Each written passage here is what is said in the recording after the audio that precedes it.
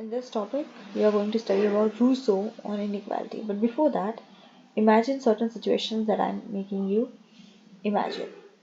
Imagine a world where everyone starts off equal, but slowly some begin to claim ownership of shared resources. Think about paying for clean drinking water in bottles, even though rivers and lakes belong to no one. Or a public park, which was once open for all, is now fenced off, charging an entry fee. Consider a parking space in your city, which was once freely available, is now sold by hours, by the number of hours you pay. Even the simple act of learning knowledge that was once shared freely is now locked behind expensive subscriptions. This shift from shared resources to claiming is exactly what Rousseau warned about in his famous theory of inequality. This is exactly what Rousseau said. Today we'll dive into how this is mine, this is your mindset this mindset occurred, and this changed the society forever and still shapes our world today. Alright? So we'll stick around to explore Rousseau's thought provoking view on inequality. What Rousseau had to say. So Rousseau and inequality, the first point that you need to remember is Jean-Jacques Rousseau. He explored the idea of inequality extensively in his work Discourse on the Origin and Basis of Inequality Among Men, 1725. You must remember, this is the name of his book where he talked about inequality. So every time you write about Rousseau in anywhere, in the answer, in any research paper, wherever, you must mention this. And if you are preparing for any entrance exam, then definitely this will be asked, or there have been PYQs where names of books of such philosophers have been asked. In the previous lecture, we studied about Hobbes. His book is Leviathan. This one is about Rousseau, Discourse on the Origin and Basis of Inequality Among Men. Now he categorized inequality into two forms. Remember, it's very simple. He differentiated it in two forms, okay? And here are those two. First, two types of inequality.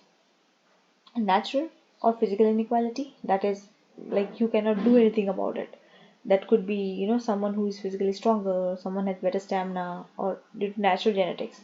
Even Asians, Europeans, we all are also different in our own appearance, in physical appearance, right? So differences based on age, you cannot change that. Okay, age difference is a difference. Differences based on age, health, bodily strength, and qualities like intelligence or agility. These arise naturally and are inherent to human beings, right? And this is an example. Second one is moral or political inequality. Now, these are the differences that we have created. They didn't exist, they are not natural. But we, humans, created it. So, differences created by social conventions and human institutions, including wealth, power, social status, and privileges. These inequalities are artificial. Okay, these are not natural, these are artificial inequalities and arise from societal structures, that is like, for example, caste inequality, right? So these are moral and political inequality, or you can call them artificial, which we humans or social conventions, we have introduced it. First is natural, the second is moral. Like you see this divide between poor and rich, right? This was not created by the nature, this was never a natural thing. But we humans, these human institutions and these social conventions created it. Example, the disparity between the rich and poor, or between rulers and subjects. Right? This is an inequality which we didn't create, but we created it. It was not natural. Second point about what Rousseau has stated is status of nature versus civil society. What does this mean? In the state of nature, Rousseau believed humans lived in a simple, equal existence, governed by basic needs and instincts. No private property or social structure created inequality. Rousseau's state of nature says that he believed that we humans, we always lived simple. It was never in our thought that to live in any sort of inequality. We were all equal in existence, and we were governed by just our basic needs. Just for example, people who used to live in uh, jungles, their only state of mind was just to have food and hunt. That's it, nothing beyond that. There was no private property or social structures which existed, which created any sort of inequality. But however, with the advent of civil society, then ये वही point है, we all began equally. We were all equal, but slowly, gradually, some started claiming ownership, and that created the difference. So someone said that this land is mine, and someone believed it, and then there was a difference between them. Someone was now an owner of a land, whereas others were not. So something like this, he says that inequality started existing. However, with the advent of civil society, particularly with the establishment of private property, that is, artificial inequalities emerged, leading to power dynamics, exploitation, and social stratification. He also gave a quote in his book, that is, the first man who, having enclosed a piece of land, thought of saying, "This is mine," and found people simple enough to believe him, was the true founder of civil society. He said civil society basically means what? That, you know, establishment of private property, where there are artificial inequalities, what we just discovered. These are the artificial inequalities. Okay, these social structures. To explain Rousseau's state of nature versus civil society, we can see these further examples. Now, so far, if you have not understood anything, whatever I said, or you are still confused, just lean back and just relax, and now you will get into the examples.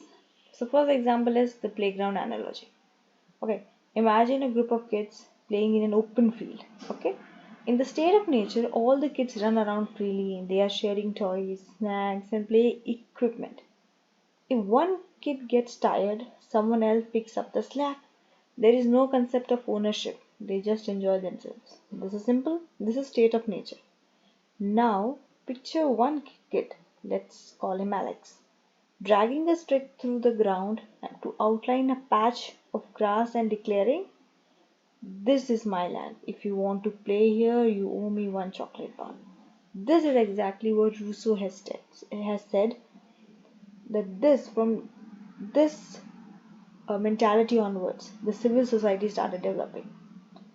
Earlier, it was all state of nature. Other kids, either too naive or afraid to challenge Alex, agree. Over time, Alex builds a tool booth demanding chocolates for entry, and he starts controlling more and more of the field. Some kids have to give away all their snacks just to play, while Alex grows wealthy, buys a bigger swing, and invites only his friends over. So you see from where it began till where he went. This marks the shift from the state of equality to a society divided by property, rulers, and hierarchy, a civil society shaped by artificial inequalities like ownership and privileges. This is what Rousseau has said. Alright, the next example you can take, very familiar, okay, the password scenario of these OTT platforms.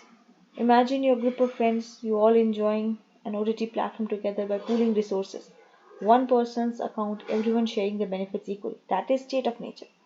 You all pulled up the money together, you bought it, and now you are all equally enjoying it. But one day, one friend changes the password and says you can only watch if you me $2 per session. Basically, here, if you give me $2 per session. Now, from here onwards, what happened? The civil society nature started interrupting.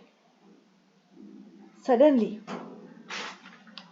Mia has claimed Netflix as a property and controls accesses. Some friends cannot pay and are left out. Now, Mia enjoys unlimited viewing while others feel frustrated and disconnected. This shift represents the advent of civil society, the introduction of ownership. Basically, you remember it by this word. This is mine. This is the introduction of ownership, civil society, and the resulting inequality and poor imbalance. This results in, of course, inequality and poor imbalance. There's third example, that is private property as the root of inequality. Now, this is the third point, not the third example. Okay, we have studied 2 points so far. This is the third one. Third is private ownership as the root of inequality. Rousseau argued that the rise of private property was the turning point from natural equality to social inequality. This led to greed, competition, and the desire for wealth and domination. Property created a master-slave dynamic inside. You know what's a master-slave dynamic? Where there's in a society when it is divided between a master and a slave, the society which is divided between two, where some accumulated wealth and others were left impoverished. It's a very common point, private property, okay, private property. So where from a natural equality we move to a social inequality, where earlier when everyone was equal, but then someone acquired a property and now there's a master slave uh, thing coming in between. Fourth point, effects of social inequality. There might be some background noises that might disturb you, but if I stopped in between, I don't know when will I resume and will I be able to record this lecture. So just a little adjustment I request. Fourth point, effects of social inequality. अब social inequality क्या है? See, corruption of morality, competition and jealousy replace the natural compassion. Okay, इसको अमूर्ति सोय भी बोलते हैं. If you just search this term on Google, you'll get to know what it is. So corruption of morality यानी competition और jealousy की वजह से भी कई बार जो natural compassion होता है एक दूसरे के लिए वो खत्म हो जाता है. Like you know that example where every child was playing together, but then suddenly one of them picked up a stick and said, "No, this is my area, this is my land. If you want to enter it, you have to pay me." So here what happened? He got jealous, or he didn't had, or he lost that compassion in his heart. That's why he started behaving that way. Okay, so sometimes it is very obvious, you know, competition and jealousy, they do uh, make the society so that the differences occur. Next is loss of freedom. Dependence on other reduced individuals' autonomy, especially for those at the lower end of society. Of course, you lose your freedom once you are dependent on someone. Okay. Conflict and oppression. Inequality breed class conflict. It's the same thing what Hobbes said कि inequality होगी तो conflict होगा अगर वहाँ पर कोई authority नहीं होगी तो. Resentment and exploitation making societies less cohesive. जब इतनी inequality हो जाएगी तो conflict भी होगा, frustration भी होगा, exploitation भी होगा, जो कि society को less cohesive बना देगा. रूसोस आइडल सॉल्यूशन. अब इतनी प्रॉब्लम्स की बात कर ली इनइक्वालिटी ने, तो रूसो ने इसके सॉल्यूशन के बारे में भी बात की. Rousseau envisioned a social contract. This is a very important term. What is a social contract? Which I'll explain you in either this video or in the part B, because this is very very important. And the general will. What's a general will and what is a social contract? So about the solution we'll talk in the next one. All right. And these are certain examples that reflects the Rousseau's idea that we studied, that is wealth inequality, land ownership conflicts, global north versus south. I'll resume from the part B. Alright, so see you in the part B. This was part A of Rousseau. See, I'll show you what's there in the next part. In the next part, we'll see this social contract and general will of Rousseau, because there are direct questions on this. So I want to take a proper time and explain it. Alright, there are little disturbances in the background as well. So I am very bad at editing. I don't want that. So I'll pause here. Alright. So in the next part B, we'll study about the Rousseau's general will and social contract. What is it? That's basically the most important thing which you must know about Rousseau once you understand what after he has explained the inequality that existed. And these are certain examples, okay, which again reflects Rousseau's idea, that is wealth inequality which is caused because of wealth. Land ownership conflicts, a debate about land rights, especially in rural areas or indigenous territories, reflect Rousseau's notion of how claiming private property perpetuates inequalities. Global north versus south, this is the global debate, you could say. Unequal resource distribution and climate justice issues reveal how developed nations dominate the Rousseau's distribution of politics. I think something is missed here. Okay, so basically what he's trying to say, let me explain it, don't worry about the missing word here, maybe some in editing they might have gone here or there. So global north versus south means क्या होता है, you know, when every year there are certain reports released कि carbon index देखो ये बढ़ रहा है वो बढ़ रहा है. So ना अब क्या होता है, हर एक कंट्री को एक अमाउंट दिया जाता है कि आप इतना कार्बन ही रिलीज कर सकते हो. ठीक है, अब we as a developing nation, we are into a developing state, we need more liberty. हम तो इतना pollution कर भी नहीं रहे हैं जितना problem environment को हो रहा है. We see the developed nations, they are creating more problem क्योंकि suppose we have 10 industries, they have 50, because that's a developed nation. They have better facilities, they have a better industrial sector than us, of course. That's why there's a difference between them and us, right? Developing and developed. But still, problem सब में एक हो रहा है तो उसका जुर्माना सब एक भर रहे हैं.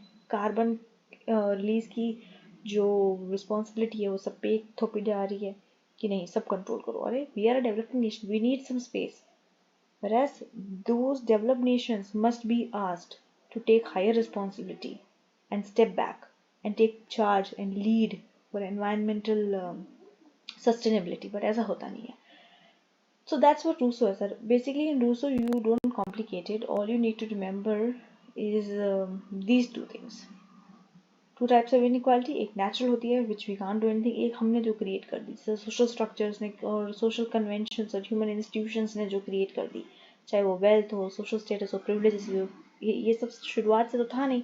हमने किया है, ठीक है. और जैसे एग्जाम्पल कास्ट इनइक्वालिटी हो गया, divide between rich and poor हो गया, रूलर और सब्जेक्ट का कंसेप्ट किसने क्रिएट किया? जब हम इस दुनिया में आए तब, मतलब जब दुनिया शुरू हुई थी तब तो नहीं था ना. ये धीरे धीरे लोगों ने शुरू करा. हम ऐसा कुछ भी नहीं कह रहे हैं कि गलत या सही है, क्योंकि हॉब्स के व्यू में एक अथॉरिटी का होना जरूरी है, जो हमने लास्ट लेक्चर में पढ़ा था. लेकिन हम ये पढ़ रहे हैं रूसो ने क्या बोला है. फिर आता है state of nature versus civil society. That's it, you need to remember up to here for your exam. State of nature बोला कि ह्यूमंस जो है वो they lived a simple and equal existence, जो जिसमें बेसिक नीड्स के बारे में बात होती थी और उतना ही सोचते थे. बट फिर प्राइवेट प्रॉपर्टी आ गई, सिविल सोसाइटी आ गई. मतलब ये वाला एग्जाम्पल, ये किड वाला एग्जाम्पल कि पहले सब साथ में खेल रहे थे, they were sharing toys, no one was saying this is mine और this is that, but suddenly someone said कि if you want to play here you have to give me a chocolate bar, and some people agreed because they didn't want conflict of XYZ reason kuch bhi. Okay, and then Alex slowly taking more and more charge in the field, and then he literally made a business out of it. No, तो अब inequality आ गई उनके बीच में. So ये state of nature से civil society की तरफ बढ़ते हुए. So civil society shaped by artificial inequalities like ownership and privilege. That's it. This was all about this lecture. In the next part B of Rousseau, we'll definitely go with this one, social contract and general will of Rousseau. That's it for today. In the last lecture, I did see a good response, but I really want you guys to, I forget to say these things like subscribe, comment, because I literally forgot about how to do it. But please, without my say, please do it, because of course, that motivates me to work harder and harder and to continue with the series. We are soon going to start with justice, by the way. So please, just a thumbs up, a comment, a heart, anything that you want to do. I would love to listen. And also, what do you think about what Rousseau has said? Or moreover, that the only homework I give you, I need more examples from your side here. Okay, bring out more examples. Think of yourself and send those examples. Alright, that's for it. See you in the next one.